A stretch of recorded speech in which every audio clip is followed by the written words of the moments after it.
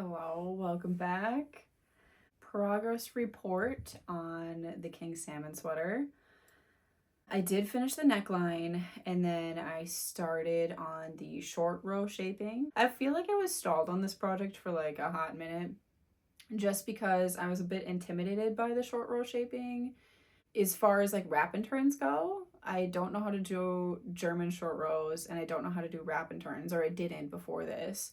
So I was YouTubing everything. Thank you, YouTube and Instagram, honestly, the short videos for being a good resource for learning how to do this stuff. Well, I tried wrap and turns, and part of what I was stalled on also was like just reading the pattern correctly. In the beginning, I had selected my patterns with video guides attached because that's a really good resource for me, just being a more visual person. So now I'm trying to do more. The King Salmon sweater doesn't really have a good video guide for it. Obviously, people don't want to put the pattern out there because it's ripping off, the pattern maker. That would be a huge disservice to her. So I totally get it. But yeah, just like I just wish I had a companion is all, like a video companion. Not to really give away the pattern, but more just like, hey, this is when you move on to the next step. So yeah, I wasn't quite sure like where the short row shaping occurred because everybody seems to edit the neckline however they want, which is totally fine. I did the same, obviously. And now you can see the row of purl really come through. Granted, it's all bunched up because these needles are getting a little small and I didn't want to stretch it out. And essentially you finish the neckline and then you do one row of knit and then you go directly into whatever pattern tells you for how much you should do for wrap and turns.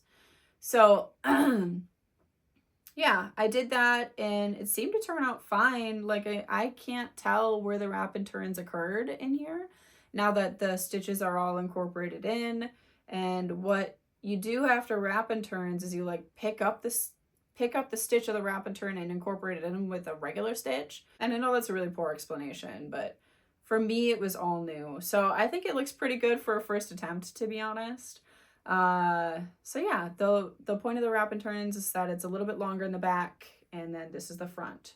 I'd have a stitch marker in here. You can see that I did change the needles around because I know I said last time I had just gotten these Luca needles, I think is how you pronounce them, and with the swivel cord. And I was super stoked for them. I was really excited. I wanted to try them out. And I'm glad I did. I was not going to do that until I hit the sleeves, but I'm like, you know what?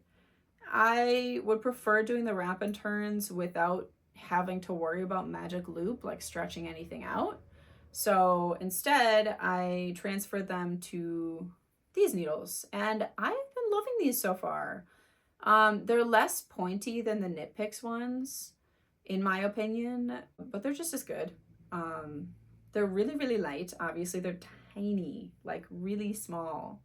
They're very smooth. They twist around super nicely. I was loving working with them. Like, to be honest, I might just knit the whole sweater on these dinky things and just keep on exchanging the cord for longer and longer cord because I just feel spoiled with the swivel cord. But yeah, overall, it's been a great experience so far, and I am definitely loving trying to challenge myself with actually reading a pattern correctly. I watched a video of somebody saying that they did not catch a single float on the halibut sweater, and it turned out beautiful. So I'm not going to catch any floats. My intention is to not catch any floats on this and just really focus on learning how to do color work, I guess, and learning how to hold things correctly.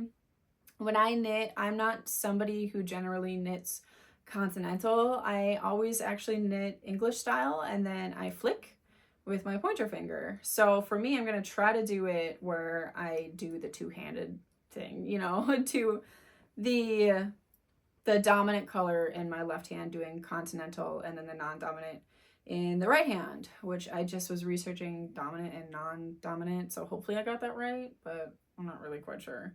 I was trying to research last night about how to do it correctly so that it doesn't look like pee-pee poo-poo, and I feel like it's a waste of time to finish it, you know what I mean? So, and this yarn is actually really soft so far, now that I've actually got a little bit more fabric done and I can feel it and stuff. I'm not normally a blue person. As you can tell, I love green. So for me, this is kind of new. But it's so soft and like squishy. This is just super wash, like acrylic. It's this, the Lion Brand Heartland yarn. Yeah, it's just acrylic stuff. I don't know. I liked the color of it, and the feel of it's really soft. So this is what's going to be next. I know I showed this in the first video. This Loops and Threads is going to be the accent color. So you got this with this, or I guess this would be the dominant color because the non-dominant is the background color. I think this will look good together. Maybe not as bold as some other people's, how the colors that they chose. You know, I think it'll stand out just enough to be kind of subtle. So yeah, I'm excited. Fingers crossed for starting the color work and not losing my mind on trying to keep it nice and neat and perfect and giving myself a little bit of grace as far as trying something new. So anyway, yeah, I'll check in again when I have a little bit more done and I can speak to starting color work for the first time. Okay, so I think this is going pretty well so far. Just checking in.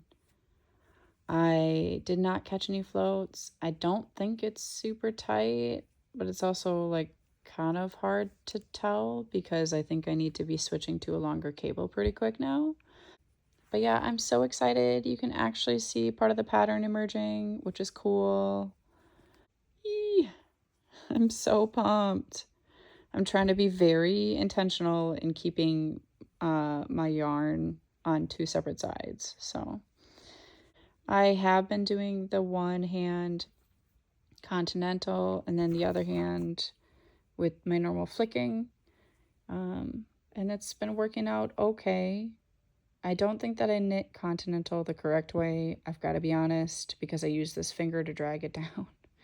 So it looks a little bit clumsy, but it's actually going pretty fast. So whatever way I'm doing must be all right, even though it doesn't really follow normal rules. But what does, you know? I feel like everybody's got their own style, so it's working for me so far. I've gotten five rows done. Now I'm on my sixth, so yeah,